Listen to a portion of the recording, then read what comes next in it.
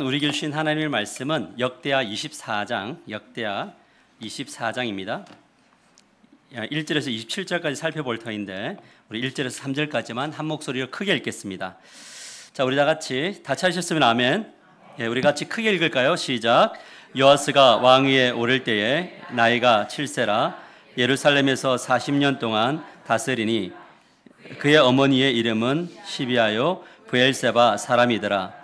제사장 여호야다가 세상에 사는 모든 날에 요아스가 여호와 보시기에 정직히 행하였으며 여호야다가 그를 두 아내에게 장가들게 하였더니 자녀를 낳았더라. 아멘.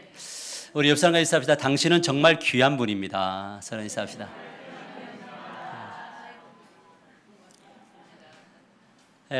오늘도 하나님의 크신 은혜가 저와 여러분에게 있기를 주님의 이름으로 간절히 축복합니다.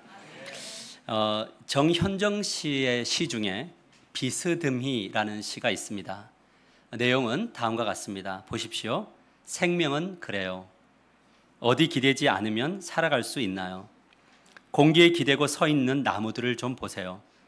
우리는 기대는 데가 많은데 기대는 게 맑기도 하고 흐리기도 하니 우리 또한 맑기도 흐리기도 하지요. 비스듬히 다른 비스듬히를 바치고 있는 이여.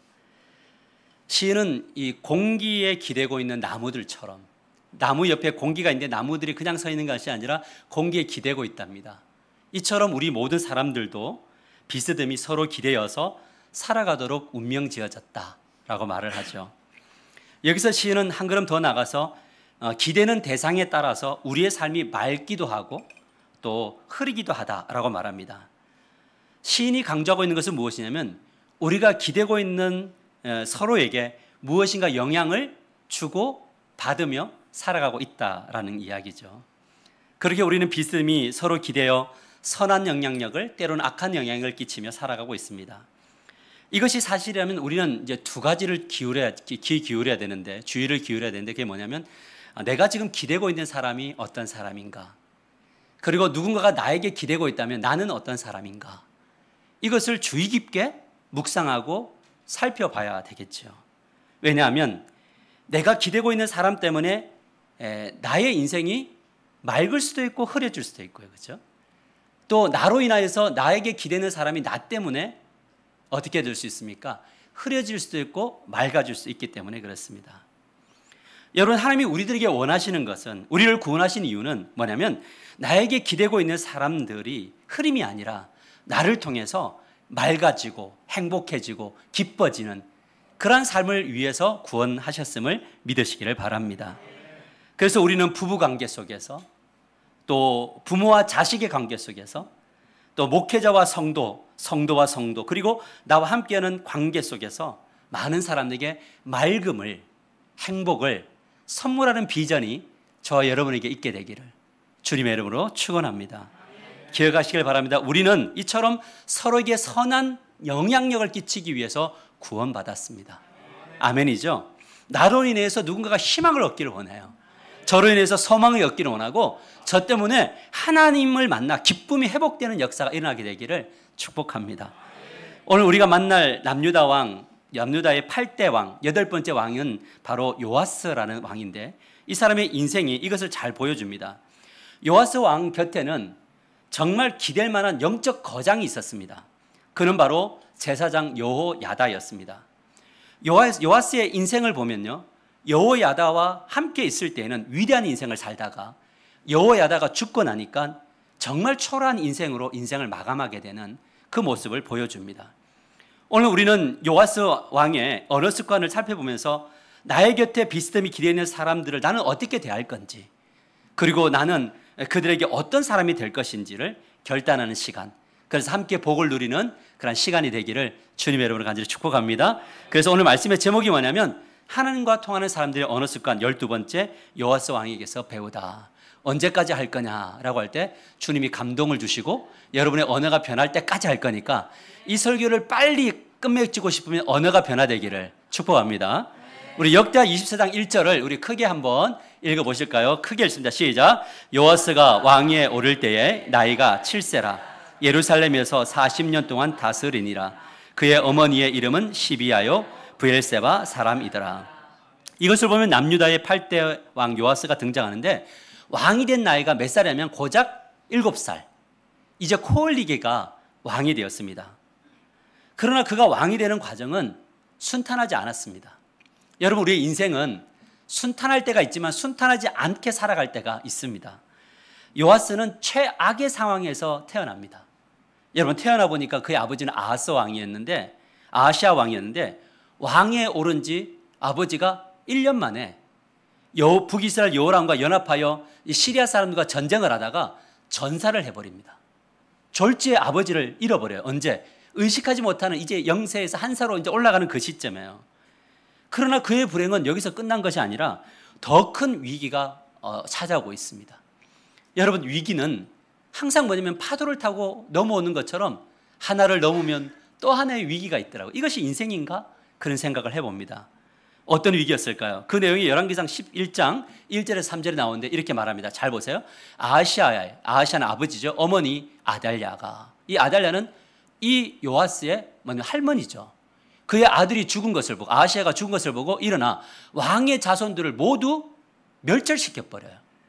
우리 아들이 죽었으니 그 손주아들, 손주들 뭐 상관없이 다 죽입니다.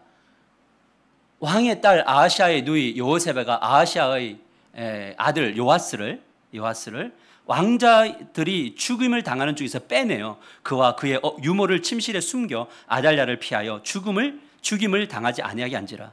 요아스가 그와 함께 여호와의 성전에 6년을 숨어 있는 동안에 아달랴가 나라를 다스렸더라. 여러분, 6살 얼마나 귀여운 아이들입니까? 얼마나 사랑스러운 아이입니까? 부모의 보호 아래서 행복하게 살아야 될 이 왕자가 가까스로 목숨을 건져서 성전 그 한 구석에서 들킬까 봐 조심히 살아가고 있습니다. 이처럼 요아스는 생사를 가르는 위기 속에서 그의 고모 여호사밧의 도움을 받아 생명을 건지는데 그렇게 6년 동안 살아요. 그러던 어느 날 제사장 여호야다가 반정을 일으켜서 그 악한 여인, 악한 왕, 7대 왕으로 등극한 이 여왕을 죽입니다. 그리고 7세가 된 요아스를 찾아서 남유다의 왕으로 세웁니다. 이때부터 요아스 왕은요, 제사장 여호야다의 곁에 서서 비스듬히 기대어 누구만 의존하고 살아가요? 여호야다만 의존하면서 이 어린아이가 왕의 역할을 하고 있습니다. 사랑하는 성도 여러분, 하나님이 우리에게 주신 복 중에 큰 복이 뭘까?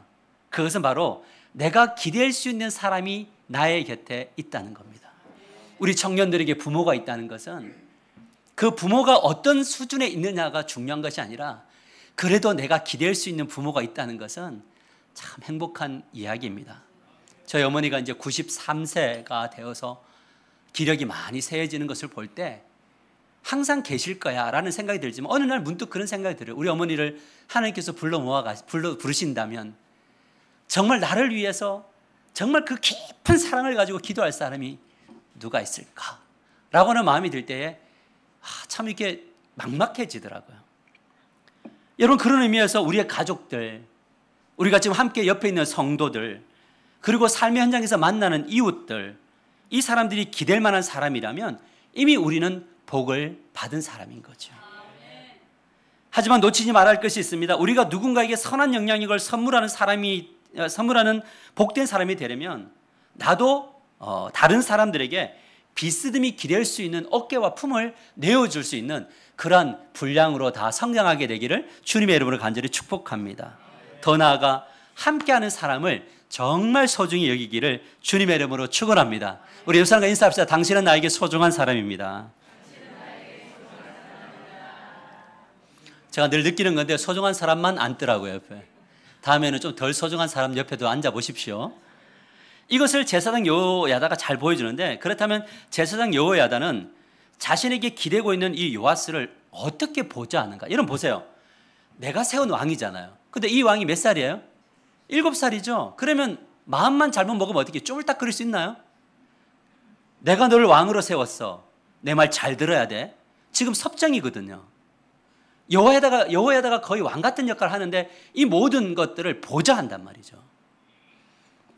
여러분, 이 여호야다는 생각을 해서 이 어린 왕에게 필요한 게 뭘까? 내가 이 왕을 세운 이유가 뭘까? 나의 영광을 위한 것이 아니었죠. 왜냐하면 하나님 영광을 위해서 이 어린 왕자를 왕으로 세웠는데 이 왕자에게 무엇을 줘야 될까? 내 역할은 뭘까? 라고 했을 때 제사장답게 율법책을 그에게 선물로 하고 율법을 읽게 하고 율법을 가르칩니다. 그리고 난 다음에 뭐냐면 지금 보십시오, 왕이여, 이 어린 왕이여 보십시오. 지금 당신의 할머니가 이 이스라엘 온 이 남유다를 우상 천지로 만들었습니다. 온통 막 거짓 선지자들밖에 없습니다. 예배가 무너졌고 예배당에는 성전이 다 무너져서 예배드리는 제사장들이 다 사라졌습니다. 당신은 이제 능력이 생기면 이 성전을 보수하셔야 됩니다. 이 비전을 계속적으로 가르쳐줘요. 그렇게 23년이 지났습니다. 이제 이 여호와스의 나이가 30살이 되었을 때 이제 이 여호와스는 결단을 합니다. 뜻을 세웁니다. 누구와 함께? 여호야다와 함께 뜻을 세워요. 그랬더니 여호와스와 여호야다가 세운 뜻이 뭐냐? 역대하 24장 4절에 이렇게 말해요. 나에게 주신 비전으로 함께 크게 읽어볼까요? 시작. 그 후에 여호와스가 여호와의 전을 보수할 뜻을 두고 제사장들과 레위 사람들을 모으고 그들에게 이르되 너희는 하나님의 전을 수리할 돈을 거두되 그 일을 빨리 하라. 이 두 사람이 세운 뜻은 뭐냐면 성전 보수인데 이 성전 보수를 위해서 뭐가 필요해? 돈이 필요하니 빨리 궤를 만들어서 돈을 뭐 하라고요? 모아라. 부담스러운 비전인가요? 맞아요? 제가 만일에 우리 권사님에게 권사님 예배당 지어야 되니 돈을 모으십시오. 그럼 어떻게 할 거예요? 아멘인가요? 우리 교회는 될 판이네요. 아멘이 나오네요. 돈 이야기 부담스럽잖아요. 여기 어떤 메시지가 있느냐? 내가 기도하고 있는 사람의 중요성이에요. 내가 기도하고 있는 사람이 어떤 사람이냐에 따라 우리의 뜻, 우리의 마음가짐이 달라진다는 거죠. 부모가 어떤 사람이냐에 따라서 우리 자녀들의 마음가짐이 달라져요. 기대고 있는 자녀들의 마음가짐이 달라진다고요. 왜 공부를 해야 되니? 나는 주님의 영광을 위하여. 왜 성공해야 되니? 나를 통해서 하나님 나라가 확장되기 위하여. 그리고 나는 이 땅에서 하나님 나라를 누리기 위하여. 이거를 가르친 부모의 자녀들은요, 기대고 있는 자녀들은 인생의 목표가 하나님의 영광일 겁니다. 여러분, 목사에게 기대고 있는 성도들에게 무엇을 가르치냐에 따라 성도가 달라져요. 이 중요성을 알기에 부모로서, 영적인 아비로서 저는 늘 고민합니다. 우리 성도들에게 나는 무엇을 주어야 하는가? 근데 줄 게 없어요. 제가 기도할 때 제일 아픈 게 뭔지 아세요? 아무것도 그분에게, 성도들에게 해줄 것이 없을 때요. 그냥 내 손에 하나님의 능력이 있으면 가가지고 그냥 안수기도 해주고 치유해주고 회복해주고 하나님 살아계시다 이 이야기를 하고 싶은데, 이 기도를 하는데 이 능력이 없을 때 기도합시다. 하나님이 함께 하십니다. 이 진리를 선포해야 될 때. 근데 해줄 수 있는 게 있어요. 그게 바로 뭐냐면 말씀이에요. 그리고 우리 성도들에게 교회 공동체가, 이 성전이, 이 교회가 얼마나 중요한 건가를 가르치는 겁니다. 감사한 것은 저에게 기대는 분들이 있더라고요. 목사님, 그 비전 제가 함께 갑니다. 여러분, 그런데 문제는 성전 보수가 빨리 진행되지 않았다는 거예요. 참 신기하지 않아요? 영적인 일은요, 왜 그렇게 방해가 많은지요. 근데 왜 성전을 못 지었느냐? 역대하 24장 7절에 이렇게 말합니다. 이는 그 악한 여인 아달랴의 아들들이, 이 아들들은 뭐냐면 진짜 아들들일 수도 있고요, 그의 영향력을 받은 아달랴에게 기댔던 사람들. 그러면 이 기댄 사람은 다 악한 놈들일까요? 그렇죠. 악한 사람에게 기댔으니 자신도 뭐예요? 악한 자가 됐다. 흐림이 되었단 말이죠. 이 사람들이 뭐를 하냐? 하나님의 성전을 파괴했고 또 여호와의 전에 모든 성물을 바알을 위하여 사용해. 그 성전에 돈이 들으면 전부 다 가져다가 누구를 섬겨요? 바알을 섬겨요. 성전을 파괴해요. 교회 공동체 못 되도록 한다는 거예요. 여러분, 여기에 무엇이 있습니까? 하나님 나라와 의를 구하는 삶이란 쉽지 않다는 거죠. 왜요? 사단이 공격하기 때문에. 이때 요아스는 어떤 행동을 하는가? 제사장 여호야다를 불러다가 막 따져요. 역대하 24장 6절을 보면 현대의 성경에 이렇게 말합니다. 그래서 왕은, 요아스는 대사장 여호야다를 불러 당신은 어째서 레위 사람들에게 지시하여 하나님의 종 모세가 이스라엘 백성에게 부과한 성전세를 유다와 예루살렘에 거두어 드리지 않았소 하고 뭐 했다고요? 따졌다, 이렇게 이야기해요. 여러분, 지금 요아스 행동이 이해가 되나요? 지금 따져야 될 번지수가 누구입니까? 누구하고 지금 붙어야 돼요, 요아스가? 아달랴의 아들들, 공동체를 무너지게 하는 그 사람들에게 가서, 야, 너희들 죽는다, 너희들 그만둬, 성전 세우는데 방해하지 마, 그렇게 따져야 되는데 지금 누구에게 따져요? 여호야다에게 따지잖아요. 그럼 우리 같으면 어떻게 하겠어요? 번지추를 잘못 찾아서 자꾸 목사가 따지면 어떻게 할 거예요? 완전 맞짱 뜨는 거 아닙니까? 그런데 이 여호야다가 화를 내지를 않아요. 왜 나에게 따지냐? 네가 지금 이 자리에 있는 게 누구 때문이에요? 나로 인하여 된 거잖아. 근데 너가 감히 나에게 이런다고 할 수 있는데 따지지 않아요. 왜냐면요, 여호야다는 요아스가 어떤 의미로 지금 말하고 있는지 알았어요. 뭐냐면 나는 당신의 도움이 필요합니다. 여호야다요, 도와주세요. 이 이야기를 하고 있는 거거든요. 우리가 영적으로 좀 실력이 있는 사람이 되면요, 사람들이 말하는 그 이면의 걸 이야기하더라고요. 생각하더라고요. 근데 이거를 잘 몰라요. 특히 남자들은 아내의 그 이면의 이야기를 잘 모르더라고요. 잘못했어 그러면 뭘 잘못했는데 몰라요. 근데 이 여호야다는요 알았어요. 그리고 왕에게 권면을 합니다. 왕이요, 이제는 내가 나설 시간이 아니고 당신이 결단하고 당신이 해야 됩니다. 여러분, 누군가가 나에게 기댈 때 항상 내 품에 있어 이러면 안 돼요. 누군가가 나에게 기댈 때 어떻게 되면, 때가 되면 이제는 성도님이 하셔야 됩니다. 이제는 아들아 너가 해야 되는 거야. 이제는 당신이 해야 됩니다. 이 이야기를 할 수 있는 분별력이 있어야 되거든요. 여러분, 그런데 이들의 관계를 보십시오. 서로 비스듬히 기대어 있지만 누구 하나 군림하거나 구속시키려고 하지 않는다는 거예요. 여기에 뭐가 있냐면 존중과 배려가 있다는 거죠. 무엇보다 하나님의 통치가 임하는 성전을 짓는 일에 존중과 배려를 통해서 연합한다는 거예요. 이것이 바로 뭐냐면 영적인 실력이에요.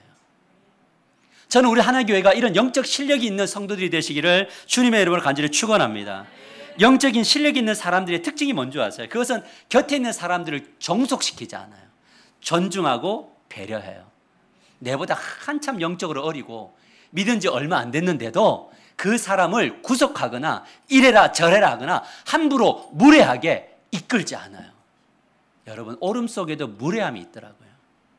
진실함 속에도 무례가 있다고요. 그러나 여러분, 옳음과 진실함에 뭐가 더해져야 되냐면 존중과 배려가 더해져야지, 그래야지 그것이 바로 영적인 성숙이고 영적인 실력입니다.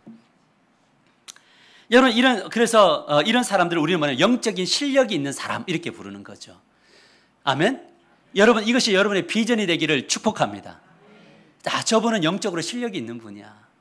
저분은 외적으로는 되게 화려하고 막 설치고 돌아다니는데 영적인 실력이 없어, 이런 소리가 아니라 영적인 실력이 있는 사람. 저는 그것을 비전으로 삼습니다. 기도해 주세요.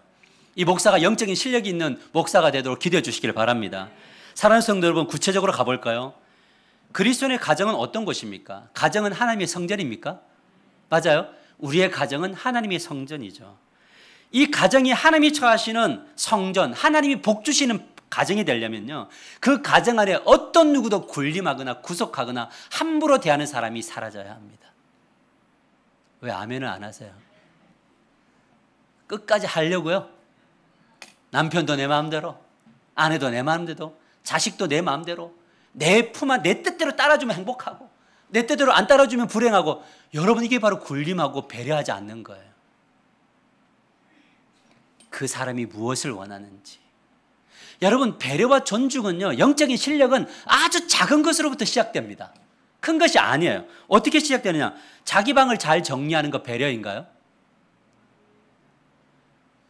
방을 좀 치워라. 내가 알아서 해. 그러니까 더 어지러져요. 치워라. 내가 알아서 한다고. 야, 이 새끼야, 치우라고. 그러면 뭐가 돼요? 분노 유발제인가요?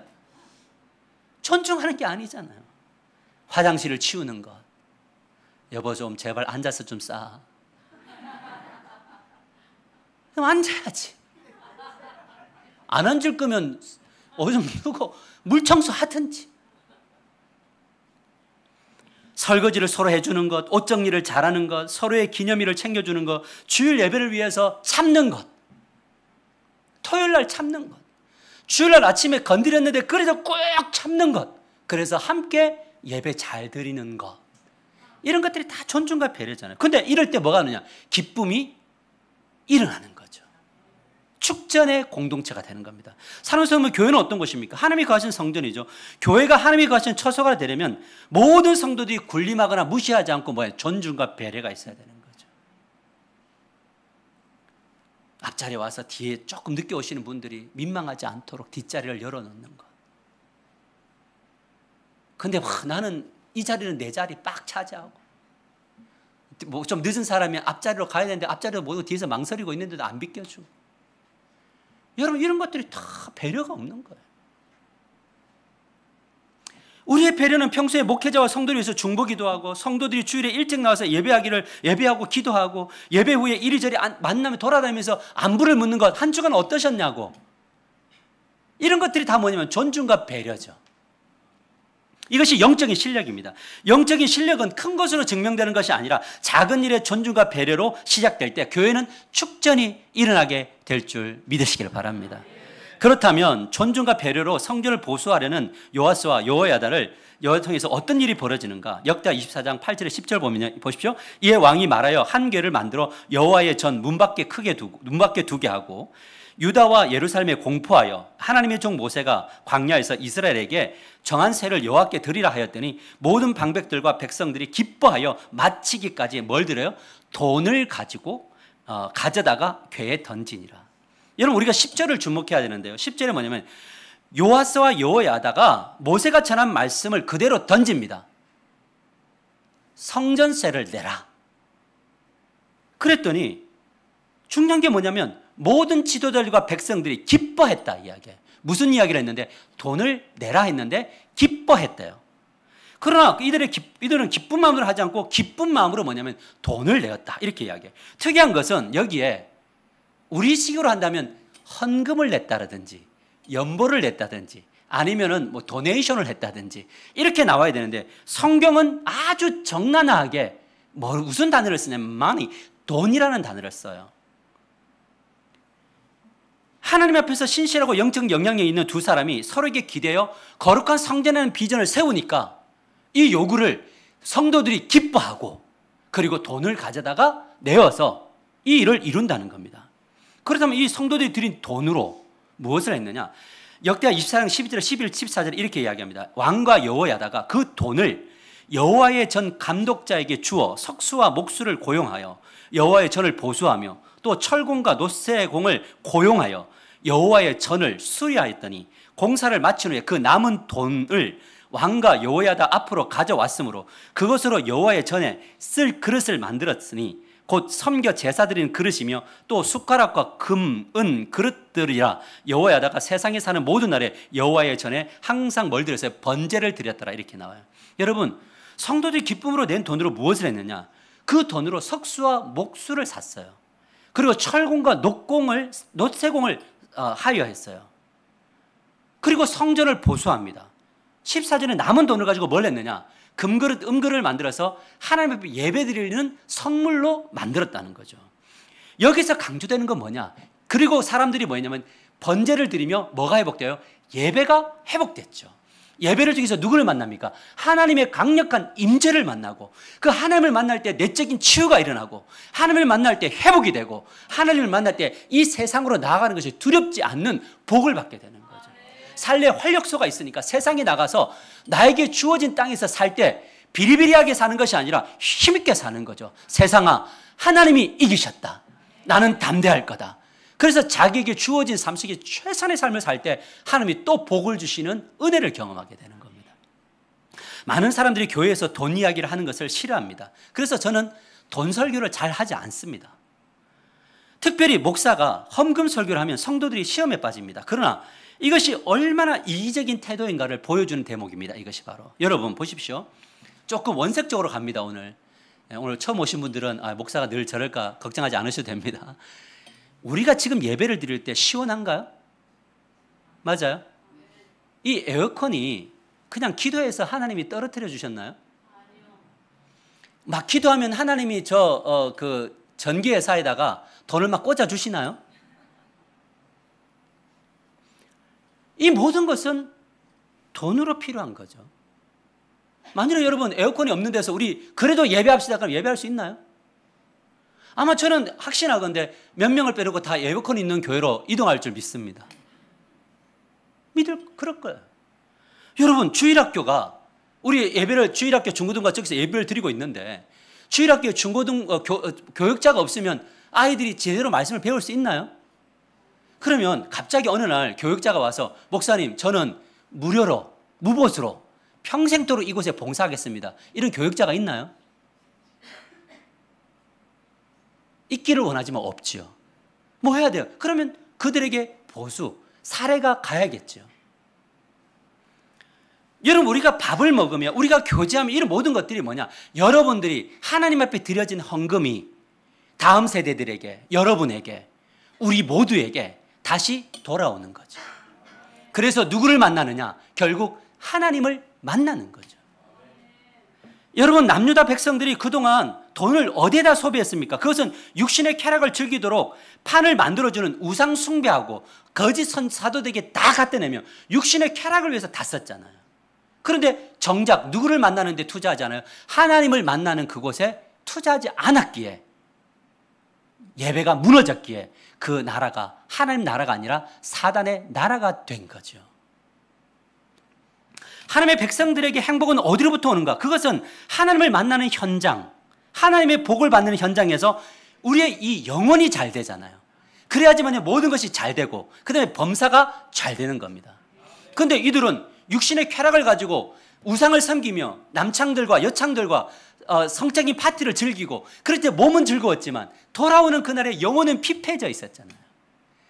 하나님의 임재가 있고 예배가 회복되는 제대로 된 교회가 세워질 때에 그때 무엇이 일어나냐? 그곳에 행복과 능력과 복이 주어짐을 믿으시기를 바랍니다.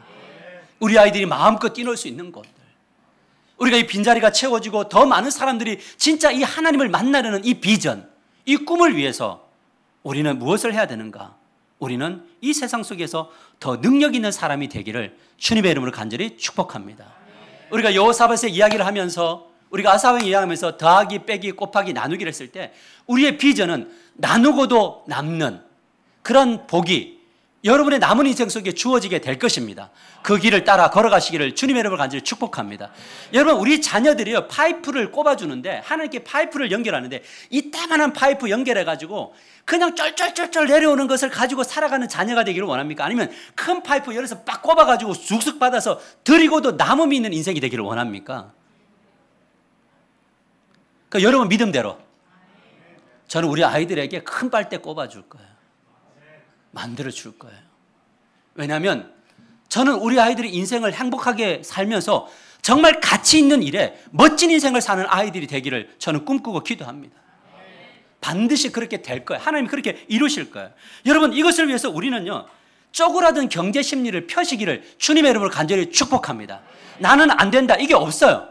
주님 앞에 서면 주님은 일하신다. 할렐루야. 이거 중요하죠. 복음경제 원리를 배우십시오. 9월 달에 복음경제 원리 부흥회를 할 거예요. 기쁨으로 가정과 교회를, 그리고 하나님과 복음을 위해서 정말 우리가 내어놓는 기쁨, 나누는 기쁨, 이것이 있게 되기를 주님의 이름으로 간절히 축복합니다. 제가 말씀을 준비하면서 하나님, 내가 회개한 게 있어요. 그게 바로 뭐냐면 성도들에게 요구하면서, 물론 저는 그렇게 삶을 살고 있지만 뭔가 우리가 성도들에게 기도하고 있습니다. 이것보다는 뭐냐면 빵을 전해주며 기도하는 것. 집사님 힘내세요, 기도합니다, 이게 아니라 힘을 잃어버린 사람들에게 내가 가지고 있는 하나님이 주신 복을 진짜 그 필요로 나눠줄 수 있는 이 복이 저에게 있기를 원하고 여러분에게 있기를 소망합니다. 그러나 안타깝게도요, 요아스 왕의 이야기는 이렇게 아름다운 이야기로 마무리가 되지 않아요. 참 이게 슬프죠. 역대하 24장 15절 보면 같이 읽을까요? 시작. 여호야다가 나이가 많고 늙어서 죽으니 죽을 때에 130세라. 여러분, 요아스가 버티고 있었던 힘이 어디로부터 있습니까? 여호와지만 그 여호와의 힘이 누구를 통해서? 여호야다를 통해서 왔잖아요. 근데 여호야다가 죽어버렸어요. 여러분, 이게 우리가 인생을 살아가면서 가지는 가장 큰 상실감이더라고요. 가끔 그런 생각하거든요. 만일에 내가 살다가 아내가 먼저 세상을 떠나면 나는 행복할까? 내가 만일에 아내 곁을 떠나면 우리 아내는 진짜 행복할까? 내가 사랑하는 자녀들이 나보다 먼저 앞서간다면 진짜 행복할까? 내가 사랑하는 사람 꼭 있어야 되는 버팀목이 나를 떠난다는 것은 엄청난 상실감이거든요. 목회를 하다 보니까 많은 상실감을 느껴요. 이 권사님 나 옆에 평생 있기를 원합니다. 내가 볕뒷먹이 되고 힘이 되는데 어느 날 갑자기 목사님 교회를 떠나겠습니다. 떠날 때 어느 그 상실감은요, 말로 다 할 수가 없거든요. 만일 여러분, 제가 만일에 오늘 사임을 합니다. 할렐루야. 주님의 뜻을 따라 저는 다른 교회로 가게 되었습니다. 그러면 기쁠까요? 상실감이 있을까요? 아싸, 드디어 그날이 왔구나. 뭐 이럴 수 있겠지만요. 근데 중요한 게 뭐냐면요, 하나님은 내가 의존하는 사람이 떠나도 또다시 기댈 만한 버팀목을 꼭 보내주시더라고요. 그 사람 붙들면 돼요. 여러분, 저가 없으면 이 교회가 안 될 것 같지만 저가 없어도 돼요. 여러분이 여기 없으면 안 될 것 같지만 여러분이 없어도 사실 하나님의 나라는 이루어져요. 근데 중요한 건 뭐냐면 내가 여기서 그 쓰임받기를 원합니다라는 비전을 꿈꾸는 거죠. 여호야다가 죽으니까 누구를 붙였냐면 그의 아들 제사장 스가랴를 하나님이 붙여주거든요. 그러면 요아스가 뭘 해야 돼요? 뭘 해야 됩니까? 이 스가랴를 붙들고 또다시 하나님 나라를 이루어가면 됩니다. 그런 데 있잖아요. 그러면 태평한 나라가 올 겁니다. 근데 요아스가 이 스가랴를 버려버립니다. 여러분, 그리고 하나님을 등진 사람들이 무대기로 찾아오는데 그 사람의 말에 설득당해서 그 사람과 기대입니다. 그 내용이 역대 24장 17절과 18절에 나오는데 이렇게 말해요. 여호야다가 죽은 후에 유다 방백들이 와서 왕에게 절하매 왕이 그들의 말을 듣고 그의 조상들의 하나님 여호와의 전을 버리고 아세라 목상과 우상을 섬겼으므로 그 죄로 말미암아 진노가 유다와 예루살렘에 임하니라. 기대해야 될 스가랴는 보내고 기대면 안 될 사람에게 기대요. 여러분, 이런 실력이 있어야 돼요. 이런 분별력이 있어야 돼요. 여러분, 그러나 이 하나님의 뜻을 버린 이 요아스도 하나님이 계속 사랑하시는데, 그런데 요아스는 그 기회를 반역으로 날려버리는데요. 보십시오. 역대 24장 19절과 24절. 그러나 여호와께서 그들에게 선지자를 보내사 다시 여호와에게로 돌아오게 하려 하심에 선지자들이 그들을 경고하였으나 듣지 아니하니라. 이에 하나님의 영이 제사장 여호야다의 아들 스가랴를 감동시키며 그가 백성 앞에 높이 서서 그들에게 이르되 너희가 여호와를 버렸으므로 여호와께서도 너희를 버리셨느냐 하니 무리가 함께 꾀하고 왕의 명령을 따라 그를 여호와의 전 뜰 안에서 돌로 쳐 죽여버려요. 회복의 기회를 주잖아요. 지금 너가 기댈 사람 그 사람 아니야. 그 사람을 기대고 걸어가면 너 죽어. 너 빨리 돌아와서 스가랴 붙잡아, 선지자 붙잡아. 그래야지 산다라는 거죠. 하나님이 여러분에게 목회자 붙들어야 된다. 목회자와 기대해서 가야 된다. 목회자 말을 잘 들어야 된다. 하나님의 그 목회자가 전하는 말씀의 원리를 주셔서 하나님께 기대해야 된다. 그래야지 산다. 그런데도 이 교만한 분들은요, 그걸 무시해요. 그걸 무시하고 그냥 자기 뜻대로 가버려요. 그러다가 엄청난 화를 당하게 된다는 거예요. 여러분, 그렇다면 하나님이 버리고 우상 숭배하는 자들의 기대여서 악한 일을 행하는 요아스를 어떻게 하셨느냐? 역대 24장 23절과 25절을 보면 1주년 말에, 1년 말에 아람 군대가 요아스를 치러 올라와서 유다와 예루살렘에 이르러 백성 중에서 모든 방백들을 다 죽이고 노력한 물건을 다메섹 왕에게 보내니라. 요아스가 크게 부상당하죠. 적군이 그를 버리고 간 후에, 그러니까 쓸모없으니까 이제 죽을 거니까 버렸는데 이제 다 그냥 놔둬도 죽잖아요. 근데 그의 신하들이 제사장 여호야다의 아들의 피, 스가랴의 피로 말미암아 반역하여 그를 그의 침상에서 쳐 죽였다 이렇게 이야기해요. 왕이 잘못된 선택을 함으로 백성들도 엄청난 고난을 당하고 자신도 결국 뭐냐면 망하는 인생이 되는 그 길을 걸었다는 거예요. 여러분, 왜 이런 일을 당하게 되는가? 영적인 실력이 없어서 그래요. 여러분, 딱 볼 때 잠시 하나님의 은혜를 주셔서 지금 이분하고 지금 기대었다가는 내가 망하겠구나 싶은 생각이 들면요, 잠시 빠져나오셔야 돼요. 그리고 그분을 위해서 기도하셔야 돼요. 그래야 같이 살아요. 근데 여러분, 이 요아스가 뭐냐면 그 방백들의 이야기를 듣고 막 우상 섬기자니까 즐겁고 쾌락이 있고 하니까 통하니까 서로 가잖아요. 여러분, 통하는 거를 주목하셔야 돼요. 지금 나하고 통하고 있는 이 통함이 서로를 살리는 통함이냐, 서로를 죽이는 통함이냐는 거예요. 요아스는 죽이는 사람들과 연합했어요. 우리가 그분 잠시 헤어져야 될 이유가 뭐냐? 잠시 거리를 둬야 될 이유가 뭐냐? 같이 살려고 하는 거죠. 이 영적인 실력이 있어야 우리는 회복됩니다. 그래서 우리는 나의 기분과 감정을 공감해주는 사람이 아니라 나의 가는 길이 잘못되었음을 말해주는 그런 사람들과 가까이 하셔야 다 살려냅니다. 아멘인가요? 목회자가 옆에 기대에 있는 사람을 주목하는 이유가 거기에 있는 겁니다. 그곳에서 정말 이 사람이 말씀을 따라가는 거냐를 보는 거죠. 그렇게 연합을 해야 다 사는 것이 교회 공동체이고, 가정에서도 지금 아내가 무너져 있으면 남편이 기도해야 돼요. 버팀목이 되어줘야 돼요. 자녀가 무너졌으면 부모가 버팀목이 돼야 돼요. 성도들이 지금 무너지고 있으면 내가 버팀목이 되기 위해서 누군가는 기도하셔야 합니다. 그래야지만이 뭐냐면 가정도 살고 교회가 사는 거죠. 말씀을 맺으려고 합니다. 우리가 살아가는 한평생에 반드시 필요한 것은 뭐냐면 영적인 실력을 갖춘 사람을 곁에 두는 겁니다. 더 중요한 것은 내가 영적인 실력을 갖춘 사람이 되는 겁니다. 우리는 영적인 실력을 갖춘 사람 곁에서 비스듬히 기대어서 살아가야 됩니다. 그들과 함께 존중과 배려의 마음을 가지고 무너진 가정의 교회를 세우고, 무너진 교회를 세우고, 교회를 이래 돌아보니까 저분이 지금 벽돌인데, 함께 지어갈 벽돌인데 무너지고 있구나. 그러면 어떻게 해야 돼요? 어떻게든 그분을 위해서 기도하고 그분을 어떻게 하면서 다시 보수하고 세우려고 하는 그 일들이 일어나야 되고, 우리 청년들과 다음 세대들이 공간이 부족하고 여러 갈 때 우리가 저 아이들을 위해서 저 다음 세대에서 무엇을 할까 꿈을 꾸며, 하나님 아버지, 내가 이제부터 복음 경제를 잘 운영해 보겠습니다. 하나님 저에게 지혜 주시고 능력 주셔서 하나님 내가 주님의 나라를 위해서 쓰임받게 해주십시오라고 하는 그 비전이 여러분에게 세워지게 되기를 주님의 이름으로 간절히 축복합니다.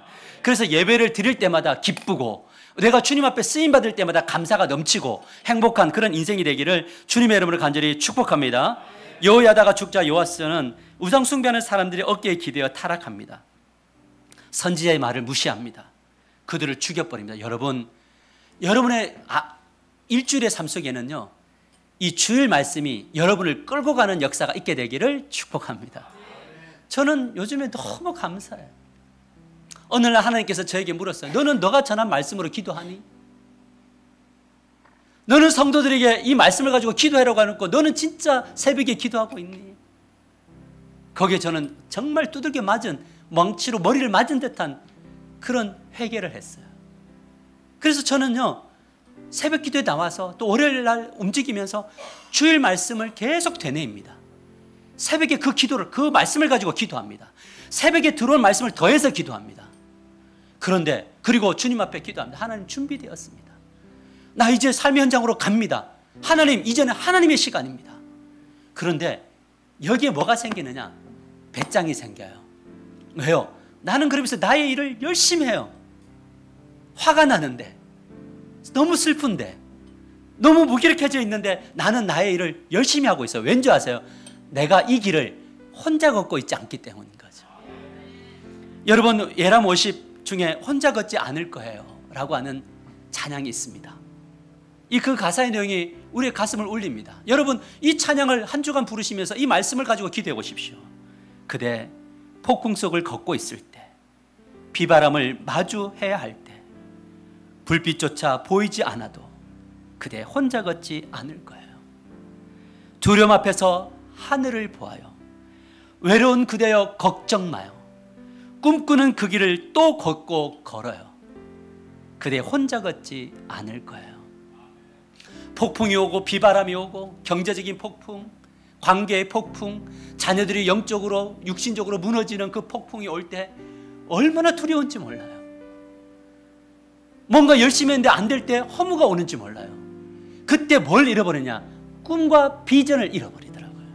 가정이 꿈인데, 교회가 꿈인데, 나하고 함께하는 이 사람들이 하나님이 나에게 주신 비전인데, 내가 힘들면 사람을 놓게 되더라고요. 그런데 주님이 나와 함께 걷고 있어요. 이것이 믿어지면요, 어떤 일이 일어나게 되냐면 꿈을 꾸며 걸어요. 폭풍 속에서 꿈을 꾸고, 바람이 불어도 꿈을 가지고, 두려움이 엄습해와도 꿈을 가지고, 그러니까 뭘 하게 되느냐? 오늘 주어진 나의 하루를 최선을 다해서 사는 겁니다. 놀 때도 신나게, 먹을 때도 맛있게, 말씀을 연구할 때도 힘있게, 두려움이 올 때에 주님, 이것은 주님의 영역입니다. 내가 해야 될 건 무엇입니까? 하고 걸어갈 때 돌아보니까 주님이 다 하시더라고요. 저는 여러분들이 이 주님을 만나게 되기를 축복합니다. 만난 사람들끼리 서로 기대십니다. 그렇게 많은 거목, 우리 교회가 거목이 되면 이 부천의 외로운 사람들, 부천의 힘을 잃어버리는 다음 세대와 중고등부와 청년들과 하나님 우리 장년들을 우리 교회에 보내주실 때 우리가 어깨를 내밀어 주면 사람들이 우리 어깨에 기대어서 우리가 만난 주님을 함께 만나고 가정이 회복되고 삶이 회복되고 이 만몬이라고 하는 이 경제의 우상 앞에 질질질 끌려다니는 인생이 아니라 모든 것을 이기신 주님이 이 만몬을 이끌어가고 지배해 나갈 수 있는 그런 놀라운 능력을 주실 줄 믿으시길 바랍니다. 여러분, 주님은 우리의 손을 이렇게 잡고 가지 않아요. 주님은 우리의 손을 이렇게 잡고 가요. 내가 주님의 손을 놔도 주님은 우리의 손을 붙잡고 간다고요. 다만 이것이 영적인 실력이 없어 안 느껴질 뿐이에요. 여러분의 자녀들의 손도 붙잡았고요, 여러분의 배우자의 손을 붙잡았고요, 우리의 가정을 붙잡았고 우리 교회를 붙잡았고 여러분의 무너진 경제, 여러분의 무너진 육신, 여러분 무너진 모든 것들을 주님이 붙들고 가십니다. 믿고 힘있게 걸어가세요. 우리 저를 따라합시다. 하나님 준비되었습니다. 다시 한번 하나님 준비되었습니다. 이제는 하나님이 일하실 시간입니다. 다시 한번 더 하나님이 주신 땅으로 나아갑니다. 복을 주시옵소서. 하나님 복이 되게 하여 주시옵소서. 우리 주여 부르시고 이 말씀을 가지고 통성으로 기도하십시다. 기도합니다. 주여, 아버지 하나님 감사와 영광을 올려드립니다. 하나님 언제까지 우리가 이 쪼그라드는 마인드를 가지고 살아가야 합니까? 뭐만 하면 안 되고 뭐만 하면 힘들고 뭐만 하면 정말 주님 귀찮다고 하는 그 자리에 설 겁니까? 내가 세상을 이겼다고 하는데 주님은 이긴 게임을 하게 하신다고 하는데 언제까지 우리가 주여 무기력하게 살아가고 조금만 바람이 불어도 흔들리고 조금만 어려움이 와도 넘어져서 좌절하고 낭망하겠습니까? 아버지, 그러나 주님 알고 계시죠? 우리의 연약함을 체휼하시는 분이시고 이해하시는 분이시니 우리를 외면하지 않으신 분일 줄 믿습니다. 우리의 모든 것을 주님 앞에 내어놓습니다. 우리 성도들의 삶을 주님 앞에 내어놓습니다. 하나님 아버지, 우리 어린아이부터 중고등부 청년, 우리 장년에 이르기까지 하나님 혼자 걷지 않음을 느끼게 하여 주시기 원합니다. 하나님 아버지, 가정에서 하나님 나와 함께 하시고 내가 홀로 있을 때 하나님 함께 하시고 공동체가 모일 때도 하나님 함께 하신다는 이 사실을 알아 하나님 아버지, 능력 있는 인생을 용두사미가 되지 않기를, 주님의 머리가 되었다가 꼬리로 인생을 마감하지 않기를 주여 끝까지 주님의 능력을 가지고 살아가게 되기를 원하오니 하나님여 역사하시고 하나님여 도와주시고 하나님여 일하여 주시옵소서.